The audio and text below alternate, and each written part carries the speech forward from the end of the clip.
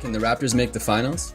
There are a few things that go into this, but the way I look at it, there's one main factor that determines it. How do the Raptors match up with the Cavaliers? It's a collision course that's doomed to happen one way or another. When it happens is still in question as of now. With less than 10 games left for both teams, the Raptors look to have a lock-on first seed, and the Cavs can definitely stay ahead of the 76ers for third seed. And if that's the case, then they'll meet in the conference final. Obviously, I'm confident that they can make it through the first two rounds. It's been addressed by sports shows and has been talked about a bit more moving closer to the playoffs. So what do the pros say?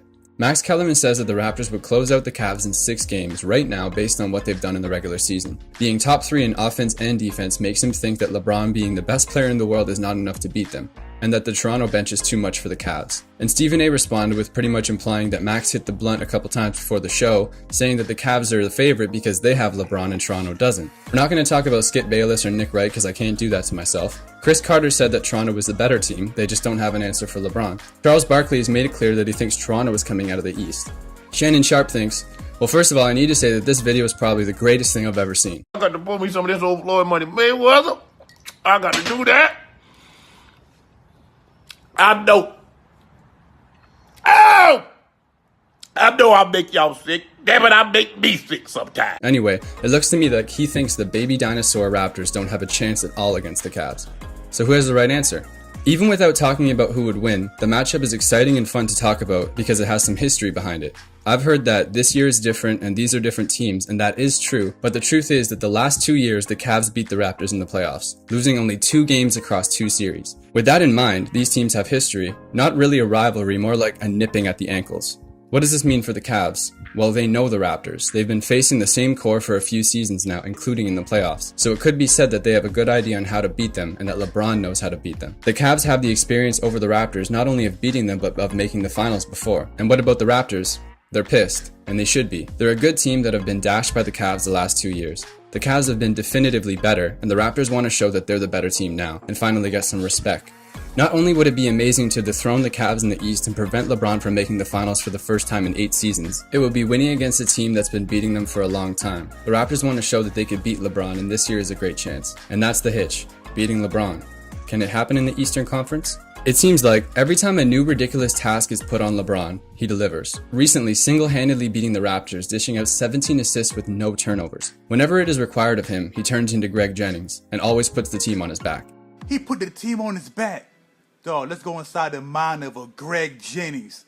The Cavs won their last game even though the Raptors hung 79 points on them in the first half. It's one thing to let that much scoring happen in one half, but also amazing to win the game despite that happening. It's so hard to count against the Cavs simply because of him. For the last 7 years, it didn't matter what happened. LeBron had the Greg Jennings factor and made the finals. You can't stop me. Cross the plane. Touchdown. Greg Jennings. And eventually he won't make the finals. But could the Raptors make that happen sooner than later? This is what I think. The Cavs losing Kyrie was a great thing for the Raptors. I'm not saying that it immediately makes it winnable, I'm saying that it makes it much easier than if he was still there. He's super clutch and just a great overall player, and they don't have him anymore. So that narrows the gap a bit. But the Cavs still have a lot of talent. Altogether, they have some good pieces. Some people think that the Raptors will win because of their superior offense and the Cavs' poor defense. Also, the Raptors being a much better defensive team. This is what I imagine Chris Carter was referring to, saying that the Raptors have the better team, and they do in that sense, but I think he has a point about LeBron James. He's the primary thing they have to worry about. Everything else is pretty much manageable because the Raptors do it better as a team. The only thing the Cavs do better is field goal percentage and 3-point percentage. The Raptors are better in every other aspect. But they don't have an answer for him in any shape or form. There's no stopping LeBron, especially in the playoffs. And what else have we heard about the Raptors? A trend in the last few years has been them succeeding in the regular season and then underachieving in the playoffs. As a whole, often not playing as well as they could. The Raptors made the conference finals 2 seasons ago, but in the last few years a lot of their playoff play has been lackluster and at times ugly. And in the playoffs you need your stars to perform, and that has been an issue in the past for the Raptors. DeRozan and Lowry, especially Lowry, has struggled in the last 4 playoffs mainly with shooting and field goal percentage. And I think that contributes to why a lot of people say that they aren't a legit threat in the playoffs. Because when these two struggle, the Raptors aren't that same elite team, and it makes them a lot easier to beat. So with all this being said, do I think the Raptors can beat the Cavs? Yes, I do. I think that the Raptors can beat the Cavs if they are able to execute the way that they're supposed to and not revert to old bad habits. I've talked about a lot of different things here, but in my opinion, what I think it comes down to is defense. Defense is so important in the playoffs and is a key to winning championships. And the regular season games have shown that even if the Cavs win, they cannot stop the Raptors offensively. They've played twice this season and Toronto scored 133 in a win and 129 in a loss. So when it comes to team defense, I could see Toronto pouring on the scoring in this series, and the Cavs as a team not being able to fully defend at every position. This would be the X factor that I could see the Raptors using to pull away, again if they are rolling offensively, and that all starts with Lowry and DeRozan. But again, what happens when LeBron goes Greg Jennings? I'm not going to sit here and lie as if LeBron is just going to let all this happen. He's going to do everything in his power to stop them and put up a ridiculous line in this series. A lot of people think that he alone is enough to beat them in a 7-game series. And he could be. But if the Raptors come out and do what they are supposed to do, they could win. Given the perspective, I think that the Raptors have one main thing in mind: beating number 23.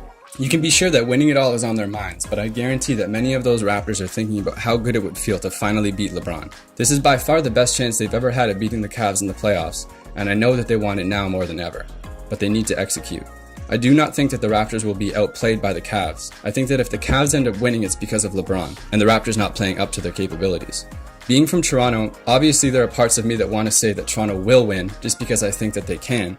But with this video, I'm not trying to end the debate. I'm trying to contribute to the conversation, and I understand that you have to look at both sides because this topic is definitely debatable. So I'd love to hear what you think. Thank you for watching, everybody. Love you.